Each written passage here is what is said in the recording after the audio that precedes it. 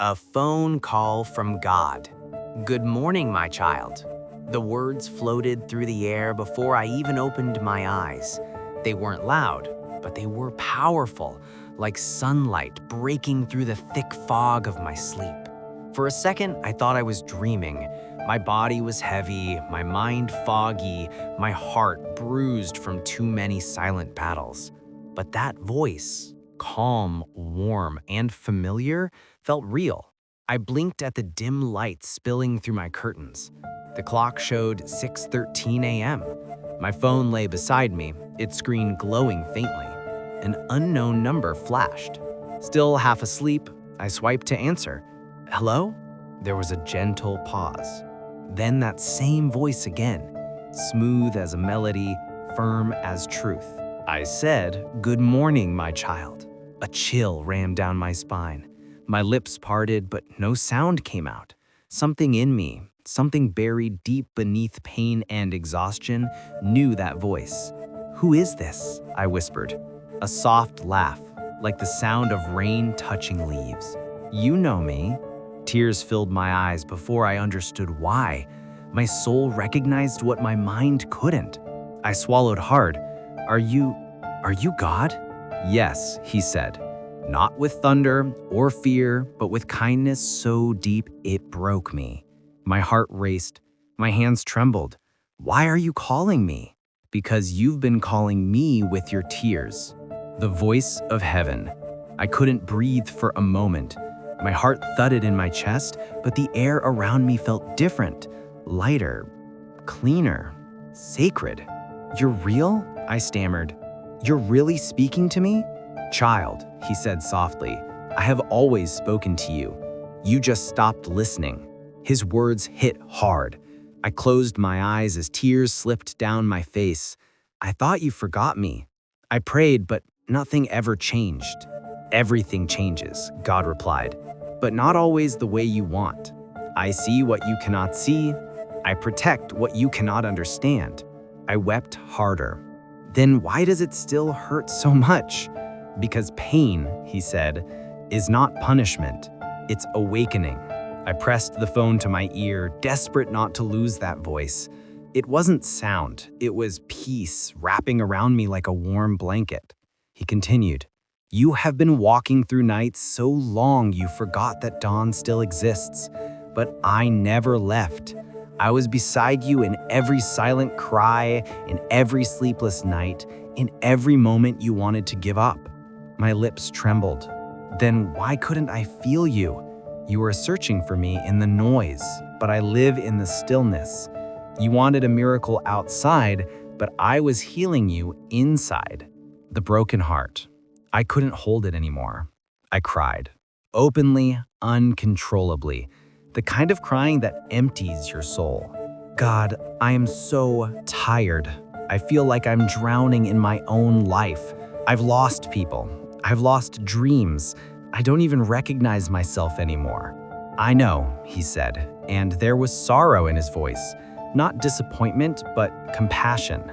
"You think I do not see your tears, but I count every one. You think I do not hear your prayers, but I hold them close until the time is right. Then when will it stop? When the pain has taught you what peace alone never could. Pain is the fire that burns away what is false, leaving behind only truth." His words pierced me. "Then what truth is left in me?" "That you are still mine." Silence followed, the kind of silence that heals. Then he spoke again, softly. "My child, do not mistake your scars for failure. They are proof that you survived what was meant to destroy you." Something shifted in my chest. For the first time in months, I took a deep breath, and it didn't hurt as much. The forgotten prayer. "Do you remember?" God asked. "The first time you talked to me?" I sniffled.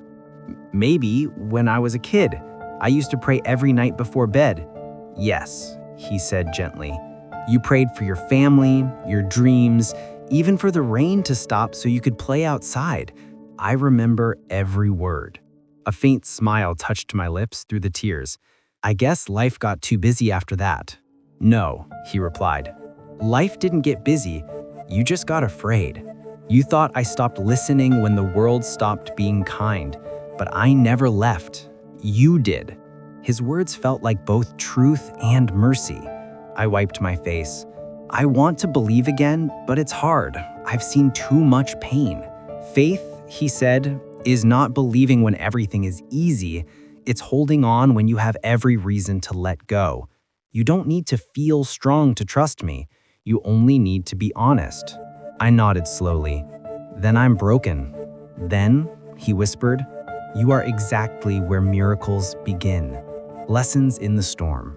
The morning light began to brighten through the window. I hadn't noticed how much time had passed. The air felt different, like heaven had visited my room. "Why do you let storms happen?" I asked quietly. "Why not stop them before they destroy us?" God's voice was calm but powerful. "Because storms show you what is anchored and what is not. They reveal what truly matters. Without storms, your roots would never grow deep." "So you're saying I needed all this pain?" "No," he said, "but I can use it. I turn ashes into beauty, loss into purpose, tears into rivers of strength." He paused before continuing. "You thought the storm was my absence. It was my hand reshaping you." I swallowed hard, but I failed so many times. "You learned," he corrected. "Failure is not the end, it's the classroom of the soul." The words sunk deep. For years, I had blamed myself for everything that went wrong, every mistake, every heartbreak. But for the first time, I felt forgiven. The mirror of the soul. "Look around you," he said. "What do you see?" I glanced around my small, messy room. Just me, tired, imperfect, alone. "No," he gently said. "Look deeper. You see the reflection of my image. You see strength born of suffering. You see love that still exists despite heartbreak." I shook my head. "I don't feel that way." "You don't have to feel it to be it. You are my creation. Not a mistake, not an accident. Every scar, every tear has purpose. You are not broken, child. You are becoming whole." His words made something rise in my chest, as if the weight of years had begun to lift. "I don't know how to go on," I admitted. "You don't need to. Just take one step, and I will meet you there." Memories of love. As the minutes passed, memories began to surface. Moments I had buried under pain. My mother praying beside me, a friend who hugged me when I was falling apart, a stranger who helped when I had nothing left. God's voice smiled through those memories. Those were my whispers. I was there, speaking through them. I cried again, but this time they were tears of gratitude. "I thought you forgot me." "I never forget my children," he said. "Even when you walk away, I follow. Even when you fall, I catch you." The message of purpose. "Why are you telling me all this now?" I asked. "Because it's morning," he said softly, "and morning is when everything begins again." He continued, "You have carried pain long enough. Now I want you to carry purpose. The same hurt that broke you will heal others when you share your story. Every wound becomes holy when you let me use it." I felt something shift inside, as if the weight of years had begun to lift. The goodbye, that isn't goodbye. The light grew brighter. I could sense the call coming to an end. My heart panicked. "Please don't go," I whispered. He chuckled kindly. "My child, I'm not going anywhere. You only think I leave when you stop listening.